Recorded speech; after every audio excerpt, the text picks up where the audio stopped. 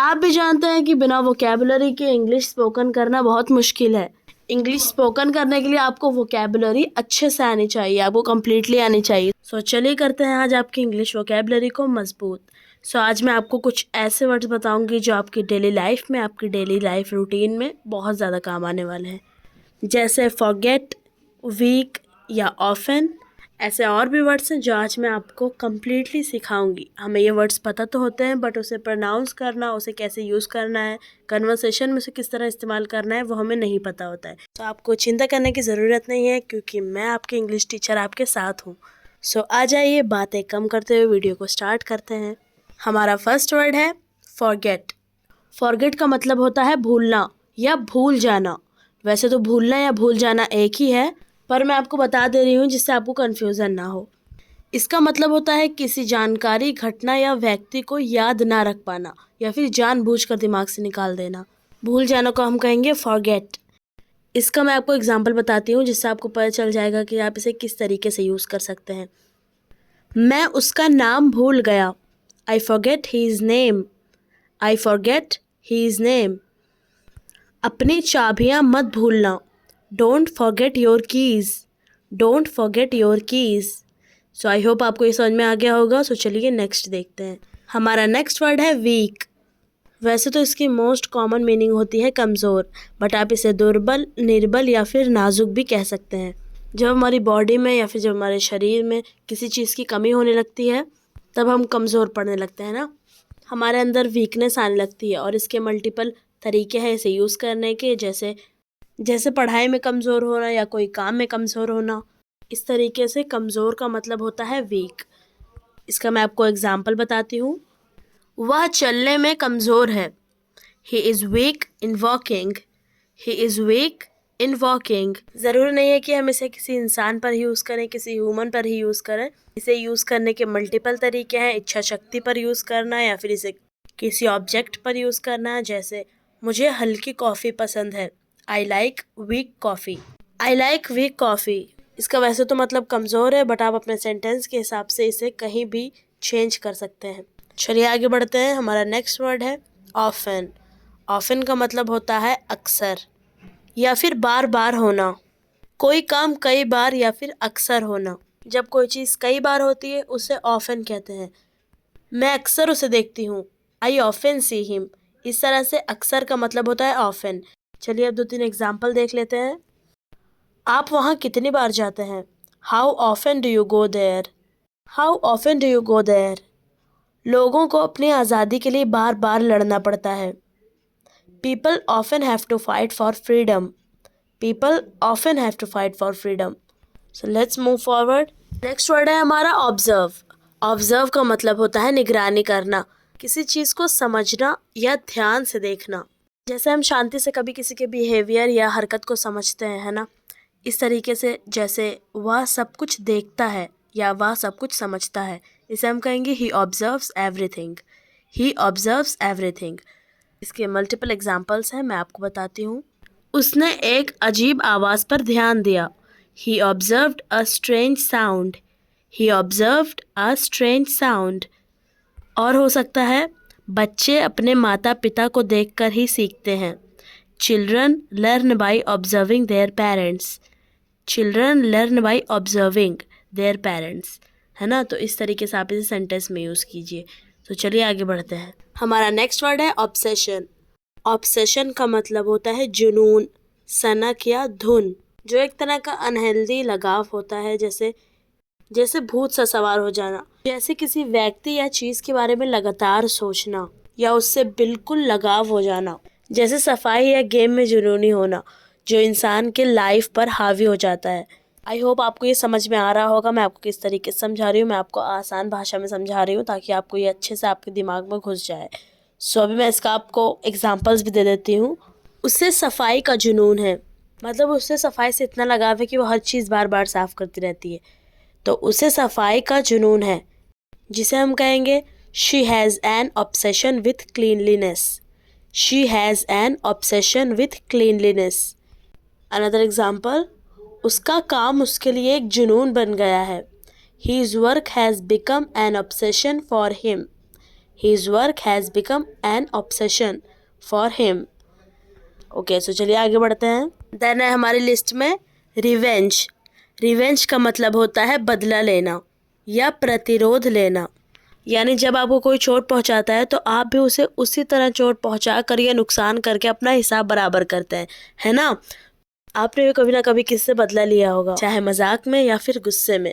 वैसे तो ज़्यादातर बदला गुस्से या दुख में ही होता है, बट कई लोग इसे मजाक मजाक में भी करते हैं. अभी एग्जाम्पल देख लेते हैं. उसने अपनी दोस्त से बदला लिया क्योंकि दोस्त ने उसे धोखा दिया था.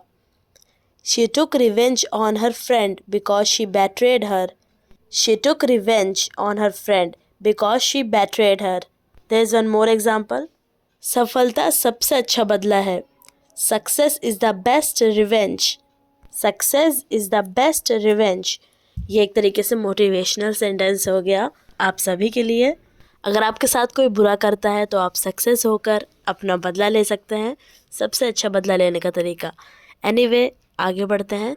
हमारा नेक्स्ट वर्ड है मेंशन. मेंशन का मतलब होता है जिक्र करना, उल्लेख करना या फिर चर्चा करना. जैसे किसी व्यक्ति या फिर चीज़ के बारे में बात करना. एक पूरी कन्वर्सेशन नहीं, बल्कि उसे बिना डिटेल दिए उसका बस जिक्र करना, छोटी सी बात करना उसके बारे में, यानी मेंशन करना. उसे हम कहेंगे मेंशन करना. जैसे उसने अपनी दोस्त को बातचीत में मेंशन किया, अपने दोस्त के बारे में बातचीत में बताया. अभी मैं आपको इसका एग्जाम्पल देती हूँ. क्या उसने अपने पत्र में मेरा जिक्र किया? Did she mention me in her letter? Did she mention me in her letter? उसने सामान्य रूप से उल्लेख किया कि वह नौकरी छोड़ रहा है. He casually mentioned he was leaving his job. He casually mentioned he was leaving his job. I hope आपको मेरी वीडियो पसंद आ रही होगी. अगर पसंद आए तो लाइक करके मेरे चैनल को सब्सक्राइब कर दीजिए मुझे सपोर्ट करने के लिए. और कोई डाउट हो तो मुझसे कमेंट सेक्शन में ज़रूर पूछिए. तो चलिए अब कंटिन्यू करते हैं.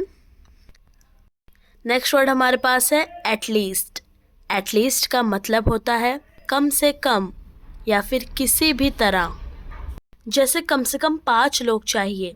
वी नीड एटलीस्ट 5 पीपल. हमें एटलीस्ट 5 लोग चाहिए. या फिर किसी सिचुएशन में होप को दिखाता है. कम से कम इतना तो करो. Do at least this much. मैं भी आपको इसका एग्जाम्पल देती हूँ. तुम्हें कम से कम 30 मिनट व्यायाम करना चाहिए.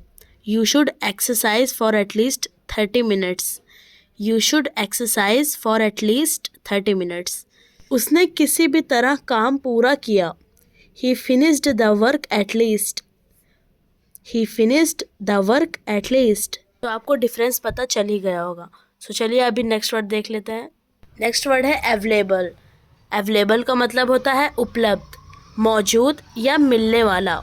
यानी कोई चीज़ जो इस्तेमाल करने के लिए तैयार हो या फिर तुरंत मिल जाए, आसानी से मिल जाए. जैसे हम सबके पास नमक उपलब्ध होता है, यानी अवेलेबल होता है. अभी जैसे कोई हमसे नमक मांगा तो हम उसे आसानी से दे सकते हैं क्योंकि वो हमारे पास अवेलेबल होता है, वो भी उपलब्ध होता है, हमें आसानी से मिल जाता है. एग्जाम्पल, ये किताब उपलब्ध है या फिर ये किताब मिल सकती है. This book is available. This book is available. क्या यह सेवा यहाँ उपलब्ध है? Is the service available here? क्या यह सेवा यहाँ उपलब्ध है? Is the service available here? अभी आपको एक और एग्जांपल दे देती हूँ. मैनेजर अभी उपलब्ध नहीं है, जिसका मतलब है मैनेजर अभी मिलने के लिए फ्री नहीं है, है ना. तो इसे हम इंग्लिश में कहेंगे the manager is not available right now. The manager is not available right now. So चलिए नेक्स्ट वर्ड देखते हैं. हमारा नेक्स्ट वर्ड है कन्फ्यूज़.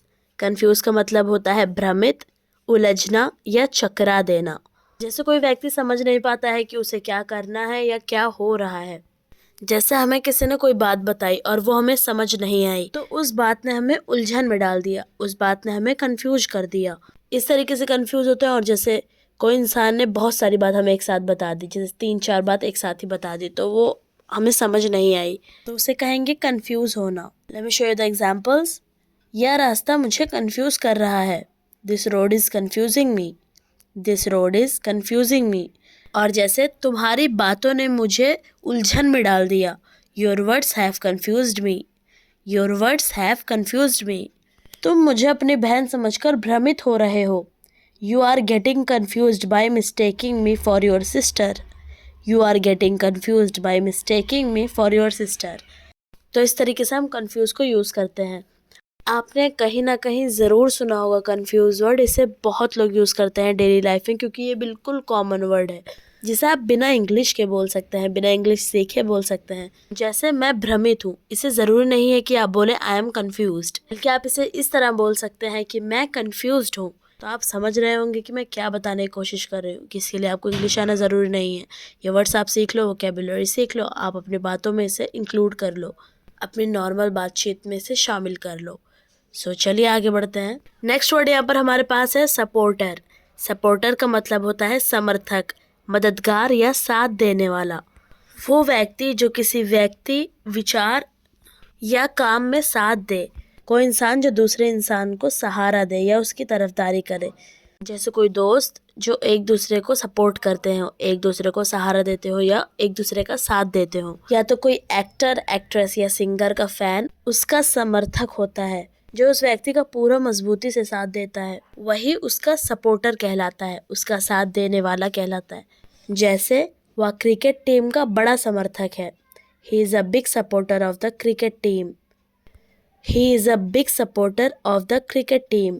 वह नई नीति का साथ देने वाला था। He was a supporter of the new policy. He was a supporter of the new policy. So चलिए अभी आगे बढ़ते हैं। यहाँ पर नेक्स्ट वर्ड है कंट्रोल। कंट्रोल का आसान मतलब होता है यानी काबू, वश या नियंत्रण करना। ये काफ़ी अच्छा वर्ड है, आपने कहीं ना कहीं ज़रूर सुना होगा। जैसे कंट्रोल करो यानी नियंत्रण रखो। जैसे खुद की फीलिंग्स पर यानी खुद की भावनाओं पर नियंत्रण रखना, या फिर अपने गुस्से पर नियंत्रण रखना, अपने गुस्से को कंट्रोल करना। जैसे गाड़ी चला रहे हैं तो उसे अपने नियंत्रण में रखना। खुद के हिसाब से स्पीड बढ़ाना या धीमा करना, इसे कहते हैं कंट्रोल में रखना। कंट्रोल को मल्टीपल तरीके से कहा जाता है। खुद पर कंट्रोल रखना को कहा जाता है सेल्फ कंट्रोल।